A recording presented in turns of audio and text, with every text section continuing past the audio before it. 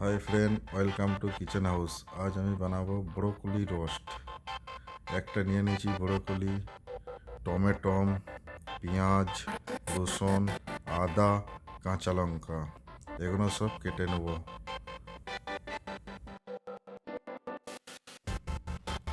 নিয়ে নিয়েছি হলুদ গুঁড়ো, তেজপাতা, শুকনো লঙ্কা, জিরে, লবণ। আমি আদা, রসুন, শুকনো লঙ্কা, জিরেটা ভালো করে পেস্ট বানিয়ে নেবো। আর বাকি উপকরণগুলো ভালো করে সরু সরু করে কেটে নিয়েছি। ব্রোকলি মিডিয়াম সাইজের কেটেছি। কড়াইটা গরম হয়ে গেছে, এর মধ্যে আমি সরষের তেল দিয়ে দেবো। সরষের তেল গরম হয়ে গেছে, এর মধ্যে ব্রোকলিটা হালকা করে ভেজে নেব, ভেজে তুলে নেব।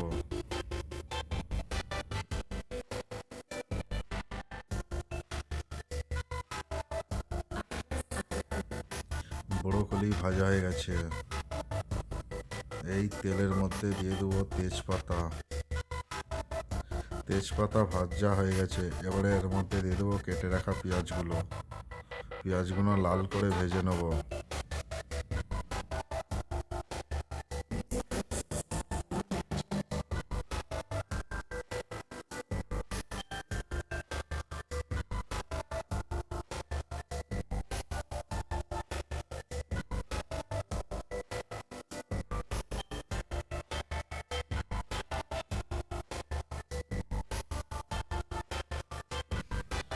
এর মধ্যে দিয়ে দেবো টমেটম কাটা।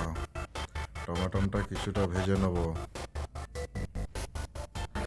আর নুন ও হলুদটা এর মধ্যে দিয়ে দেবো, দিয়ে টমেটমটা ভালো করে ভেজে নেব।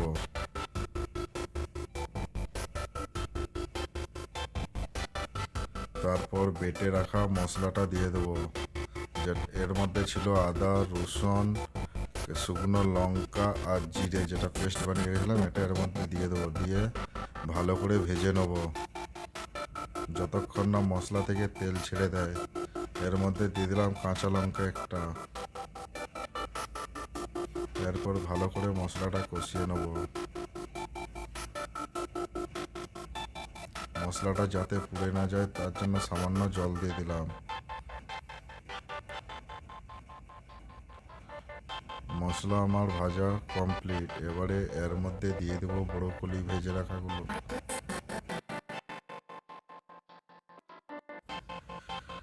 ব্রোকলি দিয়ে ভালো করে মশলার সাথে এটা কষিয়ে নেব।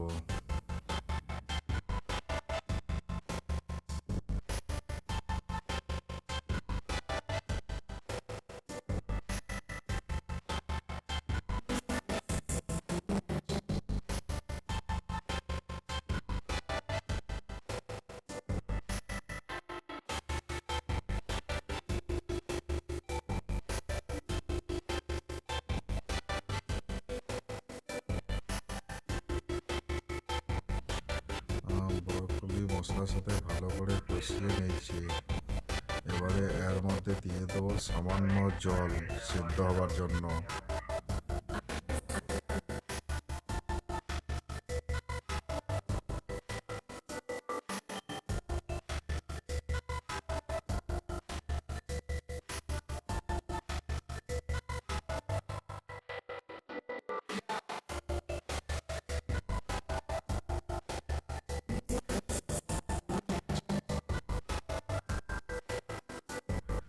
ব্রোকলি কষানো হয়ে গেছে, এটা ঢাকা দিয়ে দিয়ে কিছুক্ষণ আরও ভেজে নেব।